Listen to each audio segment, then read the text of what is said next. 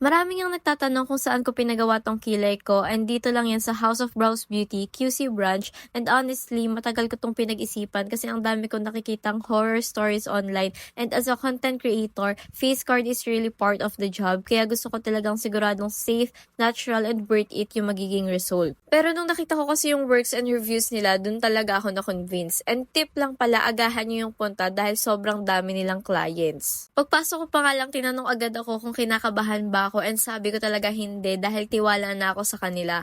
By the way, si Sir Lawrence yung artist ko, and ang pinagawa ko is nano combo brows para natural looking lang yung kilay ko. Isa pa sa nagustuhan ko, sobrang babait ng artist nila. Hindi ka talaga may intimidate kasi ang gaan nilang kausap, kaya mas naging komportable ako during the whole procedure. And para sa mga nagtatanong kung masakit ba, honestly, hindi. Towards the end lang ako nakaramdam ng konting hapde, pero super tolerable lang talaga, as in mild lang. Super happy ako sa naging result kasi nakuha ni Sir Lawrence yung shape na gusto ko, pero according sa kanya, magla-lighten pa raw to habang nag-heal, and depende rin sa skin natin kung paano magre-retain yung pigment. Pwede naman daw siyang ipa-retouch kung gusto niya ng mas dark or mas define yung kilay after niya mag-heal. So if naghahanap kayo ng trusted na gagawa ng kilay nyo, I highly recommend House of Brows Beauty. I will also update you guys once fully healed na yung kilay ko para makita niyo yung final result.